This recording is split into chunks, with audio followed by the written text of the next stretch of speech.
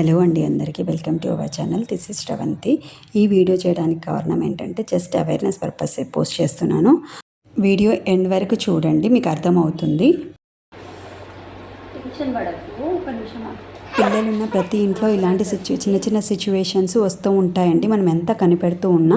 So మా ఇంట్లో కూడా నేనేదో బిజీలో వర్క్లో ఉన్నప్పుడు మా పాప ఏం చేసిందంటే, అక్కడ వీల్ ఉంది కదండి, ఆ వీల్ లోపల కాలు దూచిందండి.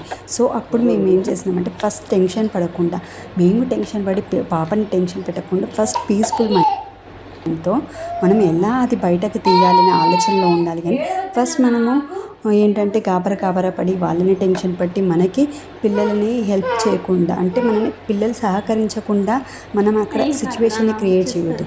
ఫస్ట్ మనం పీస్ఫుల్గా ఉండి వాళ్ళు మనకి హెల్ప్ చేసే విధంగా, అంటే వాళ్ళు సపోర్ట్ చేసే విధంగా సిచ్యువేషన్ని క్రియేట్ చేసుకోవాలి. అంతేకాని మనం గాబరా పడి వాళ్ళ మీద అరిచినామంటే వాళ్ళు టెన్షన్ అయ్యి నాకేదో అయిపోయిందన్న సిచ్యువేషన్కి వెళ్ళి వాళ్ళు అంటే క్రాంకీనెస్లో ఉంటే మనం అక్కడ ఏమీ తోచదు, వాళ్ళు క్రాంకీనెస్లో ఉన్నారంటే. సో దట్ మనం పీస్ఫుల్గా ఉన్నామంటే ఆ సిచ్యువేషన్ నుంచి మనము బయటపడతాము. ఇది చిన్న విషయమైనా పెద్ద విషయమైనా కానీ మనం అక్కడ టైం సెన్స్తో ఆలోచించి ఆ సిచ్యువేషన్ నుంచి మనం బయటపడాలి. సో ఎప్పుడైనా కానీ మనము ఫస్ట్ కేర్ఫుల్గా ఉండాలి. పిల్లల దగ్గర చాలా జాగ్రత్తగా ఉండాలి. మనం ఎంత కనిపెట్టినా కానీ ఒక టైంలో మనకేంటంటే కనురెప్ప మూసేలోపు ఏదో ఒక సిచ్యువేషన్ తెచ్చి పెడతారు. సో అప్పుడు మనము టైం సెన్స్తో ఆలోచించి ఆ సిచ్యువేషన్ నుంచి బయటపడాలి. ఇక్కడైతే మా పాప అయితే చాలా బాగా సపోర్ట్ చేసిందండి. సో దట్ మేమైతే ఈజీగా ఆ వీల్ నుంచి ఈ కాల్ని బయటకు తీయగలిగాము. సో ఆమె హ్యాపీగా అంతా అక్కడ ఉన్న సిచ్యువేషన్ని కూడా ఆమె ఎంజాయ్ చేసిందంటే ఏంటంటే, ఆమె అక్కడ టెన్షన్ పడలేదు, ధైర్యంగా ఉంది అక్కడ కూడా.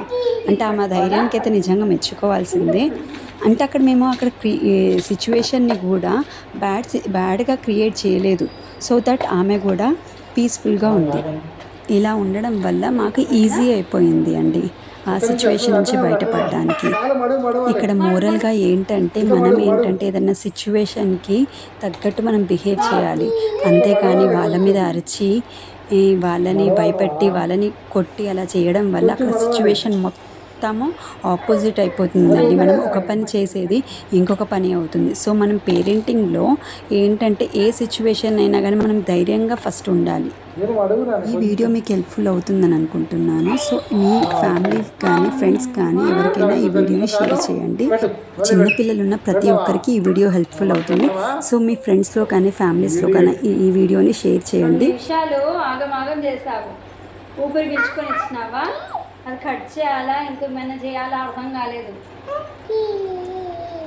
అట్లా చేస్తారా నన్ను?